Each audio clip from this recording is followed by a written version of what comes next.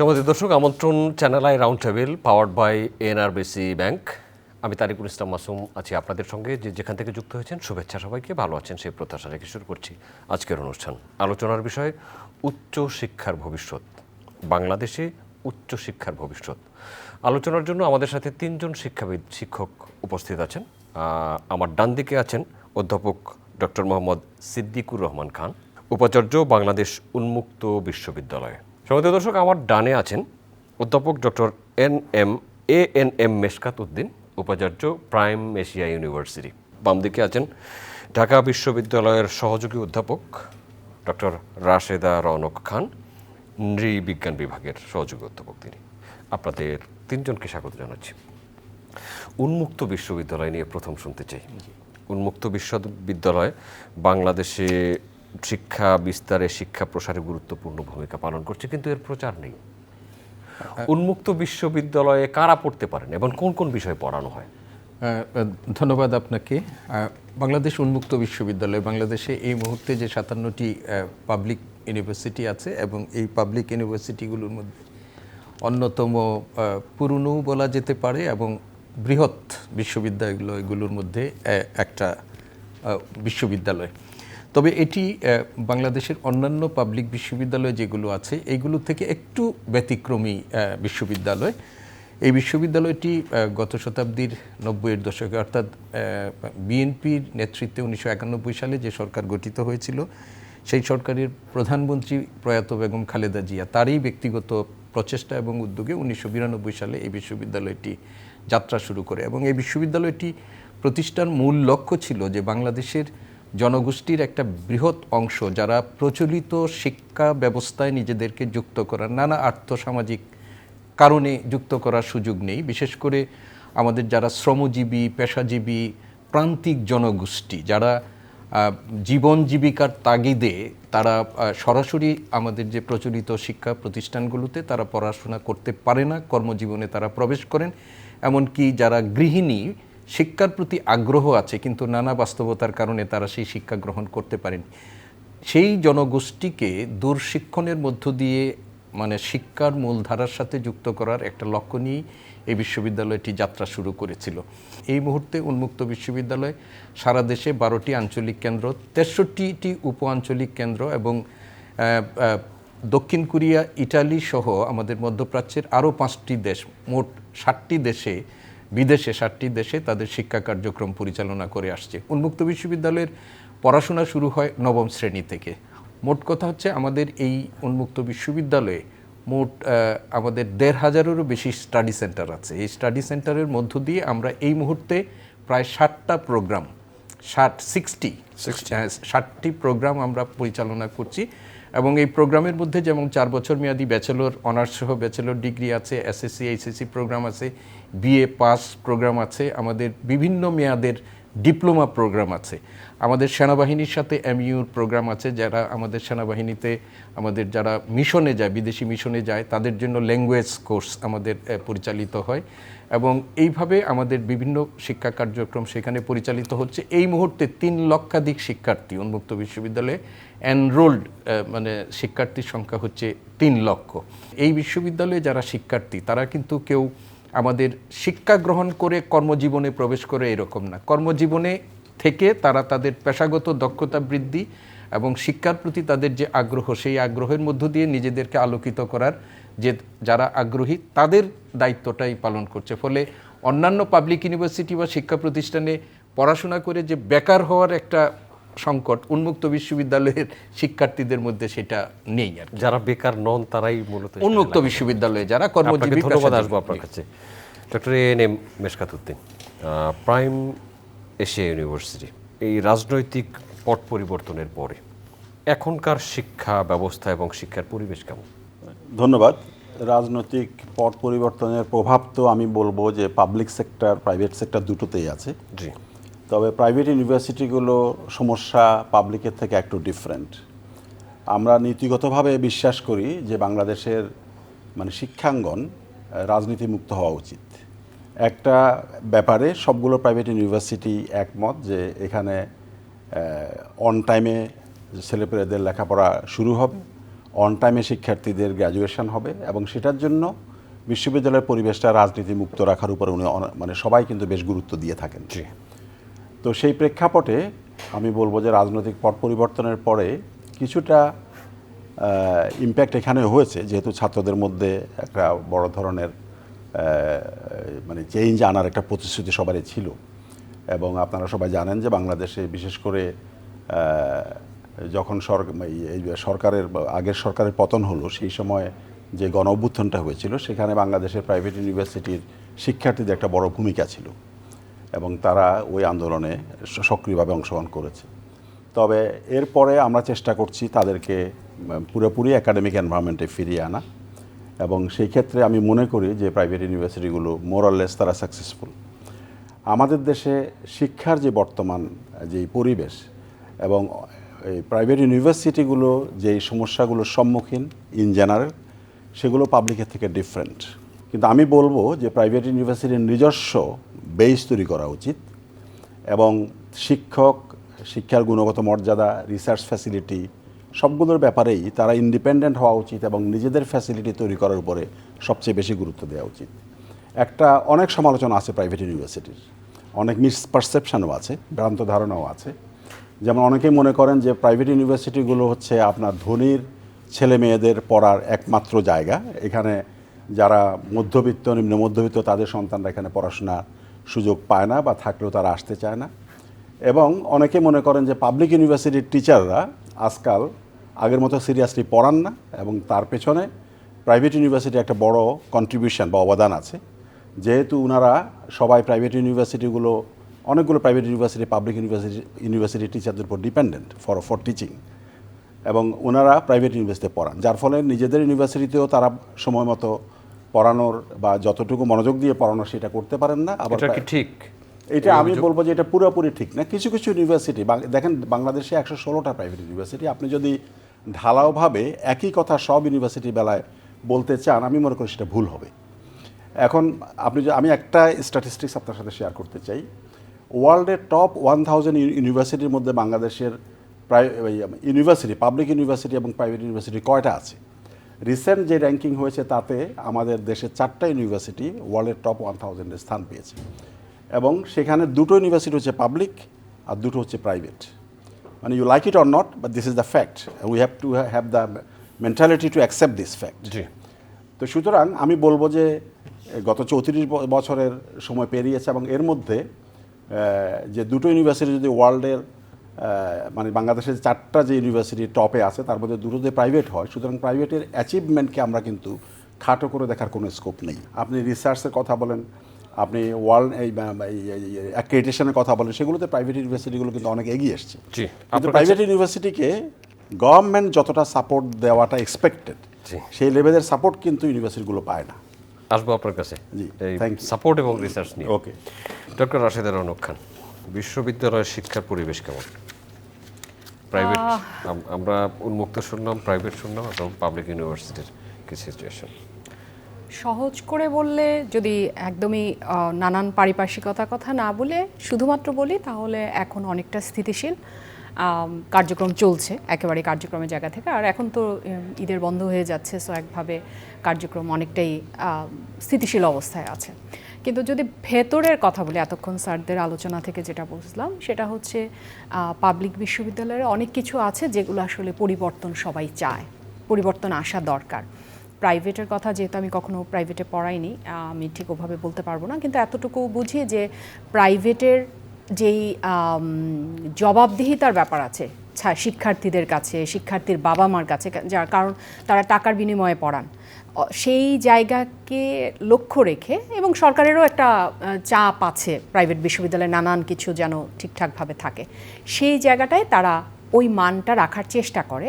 কিছু কিছু প্রাইভেট বিশ্ববিদ্যালয়, সবাই নিশ্চয়ই এখনও পেরে উঠছেন না, কিন্তু সরকারির ক্ষেত্রে যেটা হয়েছে অনেকটাই ঢিলে ঢালা বিষয়ে কাজ করে, এবং সেটা বলা যায় একভাবে যে সেলফ এক ধরনের কি বলা যায় চেষ্টা থেকে মানে সেলফ ইন্টারেস্ট থেকে যদি প্রশাসন চায় তখন সে বিশ্ববিদ্যালয়গুলো খুব ভালো চলে। একদম উদাহরণ দেই, যদি আমরা ঢাকা বিশ্ববিদ্যালয়, জাহাঙ্গীরনগর, বুয়েট, ঢাকা মেডিকেল কলেজ, এই জায়গাগুলোর বাদে যদি বলি, একদম বাইরে থেকে ভালো করছে কিন্তু শাহজালাল বিজ্ঞান ও প্রযুক্তি বিশ্ববিদ্যালয়। যদিও এটা বিজ্ঞান ও প্রযুক্তি বিশ্ববিদ্যালয়, কিন্তু ভালো করছে। তা এই বিশ্ববিদ্যালয়টির যদি রাজনৈতিক পরিস্থিতি আরেকটু স্থিতিশীল থাকতো, হ্যাঁ, রাজনৈতিক লেজুর বৃত্তিটা না থাকতো ছাত্র এবং শিক্ষকদের ভেতরে, তাহলে হয়তো বা আরও অনেক এগিয়ে যেত। সম্ভব? সম্ভব না কেন? আমাদের বাস্তবতায় সম্ভব না, কিন্তু সারা বিশ্বে তো তাই হচ্ছে। মানে ছাত্র রাজনীতি কাদের হবে? প্রত্যেকটা দেশের একটা ঐতিহ্য আছে এবং ইতিহাস আছে। বাংলাদেশের রাজনীতির ইতিহাস এবং ঐতিহ্যের সাথে বিশ্ববিদ্যালয়গুলো জড়িত। হ্যাঁ, সেই জায়গা থেকে বাংলাদেশের ছাত্র রাজনীতি যেই ইতিহাস নিয়ে আছে সেই জায়গাটায় থাকা পর্যন্ত ঠিক আছে।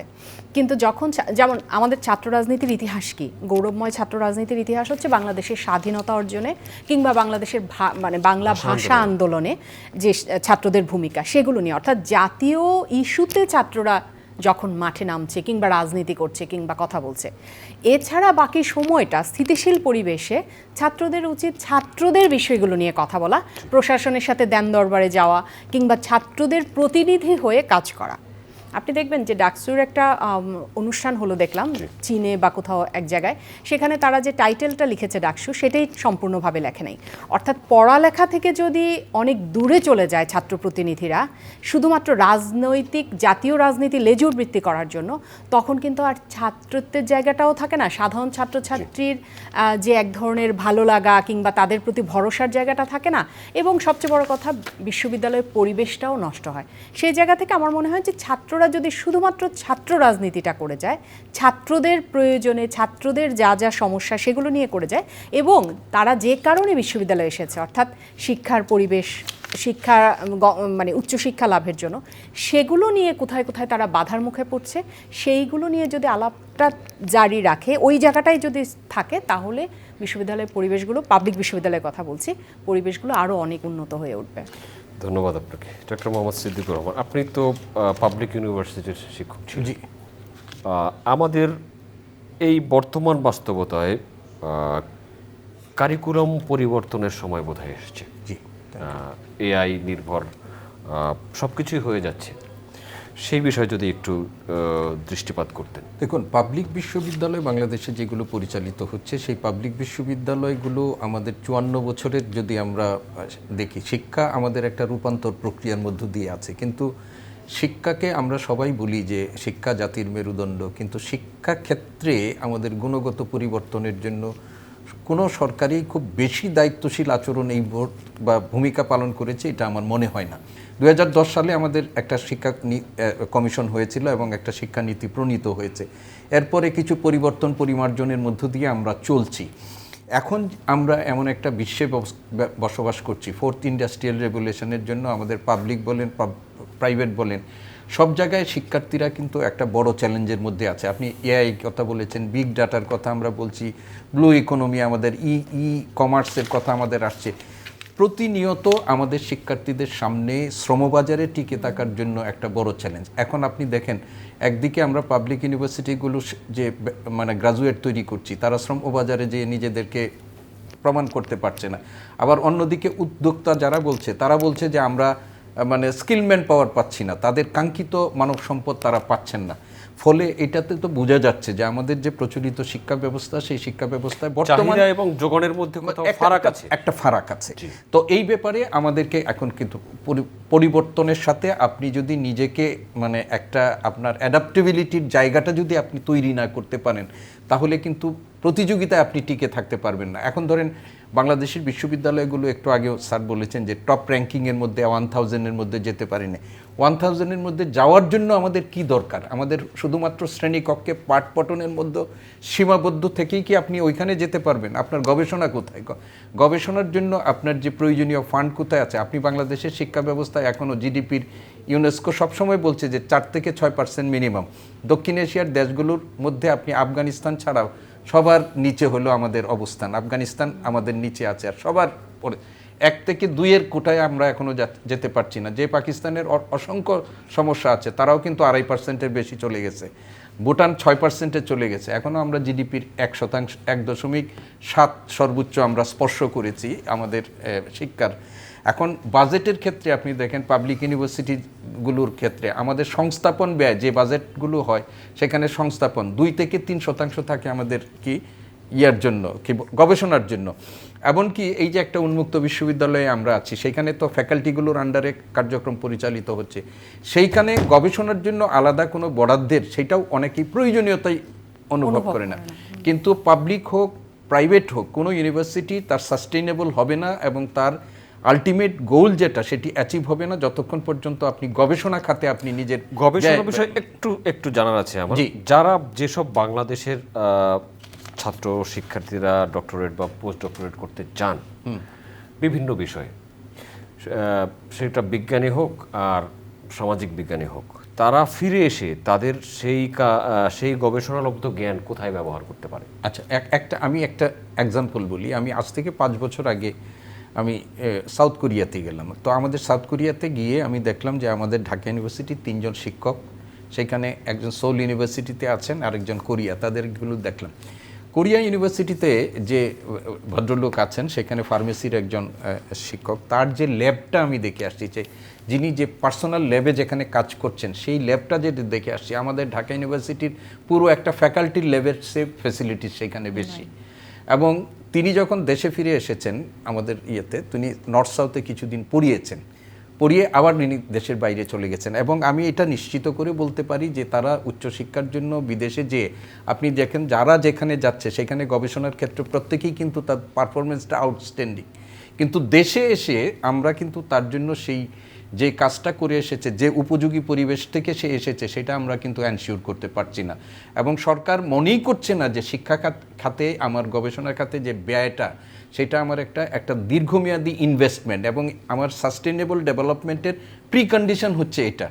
এই বোধটুকু আমাদের দেশে এখন যারা নীতি নির্ধারক আছেন অনেক ক্ষেত্রেই তারা করছেন না। একটু আগে স্যার প্রাইভেট ইউনিভার্সিটিগুলোর কথা বলছেন। প্রাইভেট ইউনিভার্সিটিগুলো যেহেতু নিজেদের আর্থিক ব্যবস্থাপনায় চলে, নর্থ সাউথের কথা বলেছেন, ড্যাফোডিলের কথা আমরা বলেছি, যারা র্যাঙ্কিংয়ে এবার সামনে এসেছে, তারা দেখেন একেবারে নিড বেস এডুকেশন থেকে শুরু করে এবং গবেষণার জন্য তারা যেহেতু অন্যের অর্থের উপর নিজস্ব অর্থায়নের উপর ব্যয় করছেন, তারা সেটা করছেন। ঢাকা ইউনিভার্সিটিতে আপনি সেটা পারবেন না।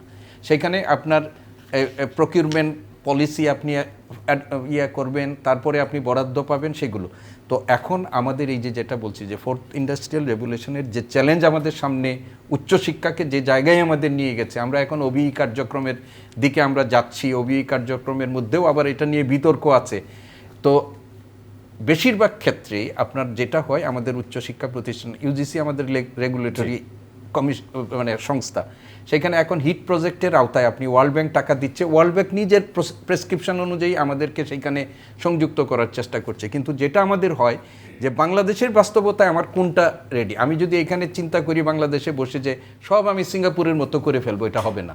বাংলাদেশের বাস্তবতাকে সামনে রেখে আপনাকে সেই ধরনের নীতি নির্ধারণ করতে হবে এবং সেই নীতি বাস্তবায়নের জন্য প্রয়োজনীয় ফিনান্সিয়াল এবং অন্যান্য যে লজিস্টিক সাপোর্ট সেটা দিতে হবে।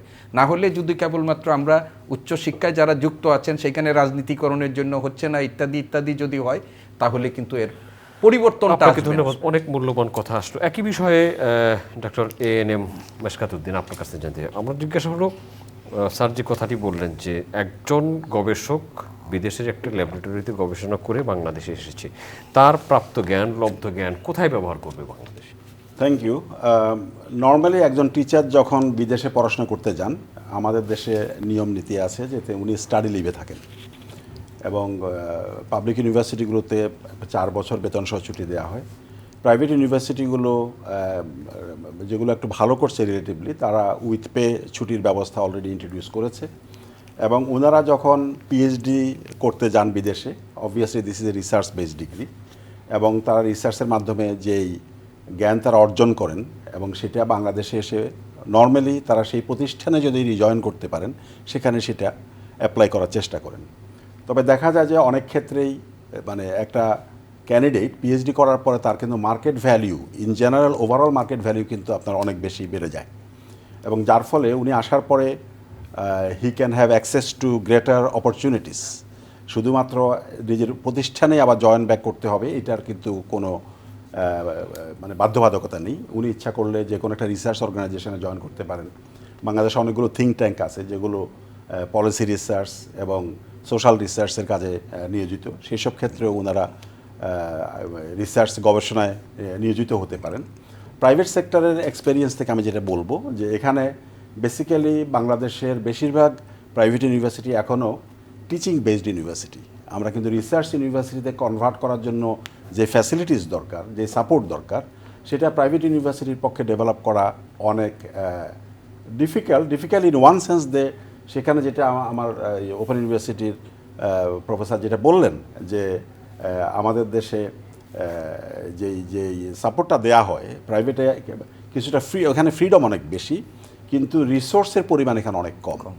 যেহেতু এখানে the university only one source of endowment, যে শুধুমাত্র student tuition, the university is fully student tuition dependent. যার ফলে আপনি ল্যাবরেটরি ফ্যাসিলিটি তৈরি করতে চান, ক্যাম্পাস বিল্ড করতে চান বা এক্সপান্ড করতে চান, রিসার্চ ফ্যাসিলিটি ক্রিয়েট করতে চান, ফান্ড কোত্থেকে আসবে? শুধুমাত্র স্টুডেন্ট টিউশন থেকে আসবে। যাতে করে বাংলাদেশের প্রাইভেট ইউনিভার্সিটিগুলো কিছু ইউনিভার্সিটি তাদের ফান্ডিং সিচুয়েশন অনেক ভালো এবং তারা কিন্তু অনেক দূর এগিয়ে গেছে, যেটা আমি আগে উল্লেখ করেছিলাম। তবে ইন জেনারেল যেমন আমাদের প্রাইভেট ইউনিভার্সিটি সেক্টরে আপনার কোয়ালিটি টিচার্সের সংকট আছে, এখানে রিসার্চের সংকট আছে, এখানে ক্যাম্পাস তৈরি করার সংকট আছে, ক্যাম্পাস এক্সপান্ড করার সংকট আছে। এইসব রিসোর্স ক্রাইসিস ছাড়াও আমি সবচেয়ে যে জিনিসটাকে বেশি গুরুত্ব দেব সেটা হচ্ছে আস্থার সংকট। আমাদের দেশে ইন জেনারেল মানুষ ধরে নেয় যে প্রাইভেট ইউনিভার্সিটি মানেই হচ্ছে এখানে লেখাপড়া হয় না। যেমন ইউনিভার্সিটি গ্র্যান্টস কমিশন, ওনারা কিন্তু কোনো grant as a matter of principle private ইউনিভার্সিটিকে দেন না। বাংলাদেশে প্রাইভেট ইউনিভার্সিটি তো ইউজিসির আন্ডারে, ওনারা কিন্তু মনিটরিং করেন, কিন্তু কোনো গ্র্যান্ট দেওয়ার মতো সরকারি নীতি এখনও হয় নাই। কিছু প্রাইভেট ইউনিভার্সিটি, আমি সেদিন পত্রিকায় দেখলাম আরেকটা private university, one of the top universities, তাদের একটা ডিপার্টমেন্টে উইথ ফরেন পিএইচডি 30 জন শিক্ষক আছে, কিন্তু তাদেরও পিএইচডি ডিগ্রি অফার করার কিন্তু পারমিশন নেই, কিন্তু পাবলিক ইউনিভার্সিটি সেটা আছে। তা আমি মনে করি যারা পলিসি মেকিংয়ে আছেন, রেগুলেটরি বর্ডে যারা, ইউনিভার্সিটি গ্র্যান্টস কমিশন এবং আমাদের এডুকেশন মিনিস্ট্রি, ওনাদেরকে একটা ওপেন মাইন্ড নিয়ে এগিয়ে আসতে হবে এবং প্রত্যেকের একটা প্রপার অ্যাসেসমেন্ট করে যার ক্যাপাবিলিটি যেটা আছে সেটা অ্যাসেস করে ওনার যেই ডিগ্রিটা ওনার পক্ষে অফার করা সম্ভব সেই ডিগ্রি দেওয়ার পারমিশনটা তাদের দিতে হবে। তাহলে একটা হেলথি কম্পিটিশান কিন্তু এখানে ক্রিয়েট হবে। দেখেন ওয়ার্ল্ডের টপ ইউনিভার্সিটি যেগুলো হার্ভার্ড, স্ট্যানফোর্ড, এমআইটি, এগুলো সব কিন্তু প্রাইভেট। আমরা সেই পজিটিভ অ্যাটিটিউড নিয়ে এগিয়ে আসলে প্রাইভেট পাবলিক দুটোই কিন্তু আমাদের জাতির উন্নয়নে একটা সমান ভূমিকা গ্রহণ করতে পারে। ডক্টর রাশেদা রওনক খান, ওপেন মাইন্ড নিয়ে এগিয়ে আসতে হবে সরকারকে, প্রাইভেট এবং পাবলিক সেক্টরের সবাইকে। আসলে শিক্ষা এবং শিক্ষার মধ্য দিয়ে যেই লব্ধ জ্ঞান, সেগুলো তো মানুষের জন্য, সমাজের জন্য, রাষ্ট্রের জন্য, পৃথিবীর জন্য ব্যবহার হবে। সেই যারা এই জ্ঞান অর্জন করেছেন তাদের সেই জ্ঞান, অর্জিত জ্ঞান ব্যবহারের তো পরিবেশ তৈরি করে দিতে হবে। আপনাকে দিয়ে শেষ করতে চাই, সেজন্য কি করতে হবে? সেজন্য আসলে আমাদের কাজ করতে হবে এবং অনেকটা খোলা মন নিয়ে এগিয়ে আসতে হবে। হয় কি, আমাদের সব কিছুতেই কোনো একটা ধরেন ইনিশিয়েটিভ নেওয়া হবে, সেটা পাবলিক হোক প্রাইভেট হোক, আমাদের অনেক বিবেচনায় আসে কোন দল, আমাদের কি দলের লাভ হবে, হ্যাঁ, কোন দল সরকারে আছে সেই দলের প্রতি এক ধরনের নতজানু থাকতে হবে। নানান জটিলতার মধ্য দিয়ে আসলে আমাদের বিশ্ববিদ্যালয়গুলো চলে। প্রশাসন এক ধরনের থাকে, প্রশাসন এবং ছাত্র মুখোমুখি অবস্থানে থাকে, অথচ প্রশাসন তো আছেই ছাত্রদের সাহায্য সহযোগিতা করার জন্য। কিন্তু আমাদের পরিস্থিতিতে এমন জায়গায় দাঁড়ায় রাজনৈতিক কারণে এবং নানান প্রশাসনের নানান জটিলতার কারণে ছাত্র প্রশাসন একদম দ্বিমুখী একটা আচরণে চলে যেতে হয়, বাধ্য হয়।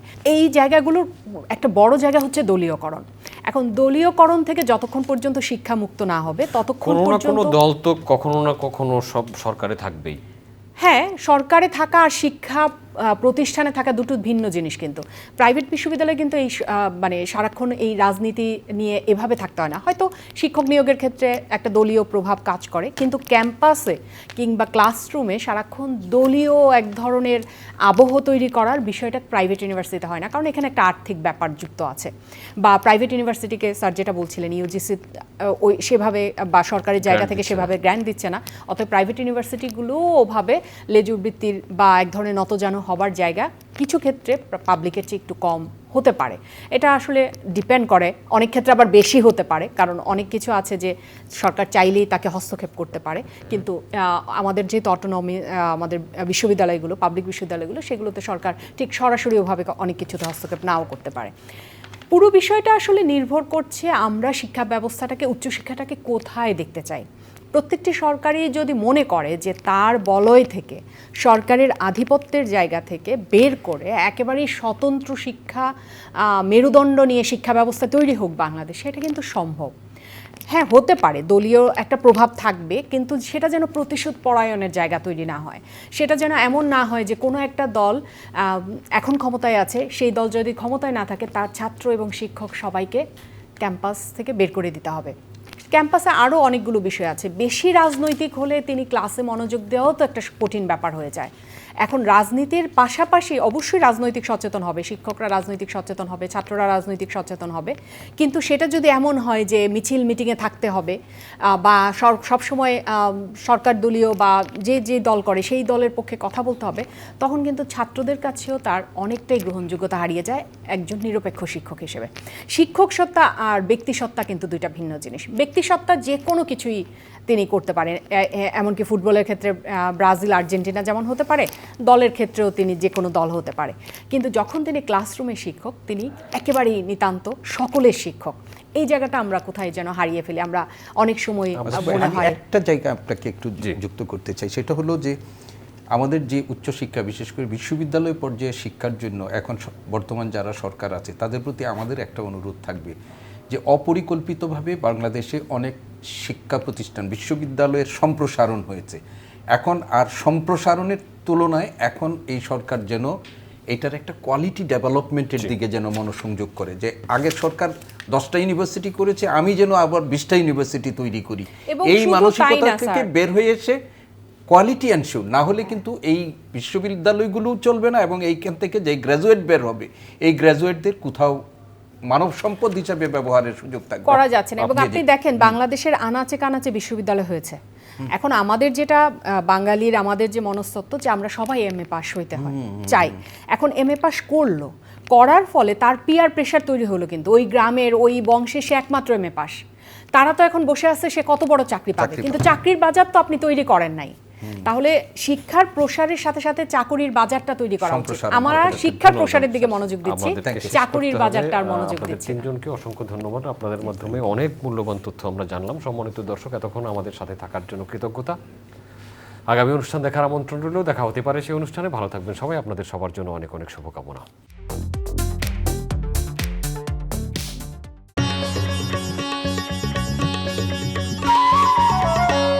আপনারা দেখছেন চ্যানেল আই।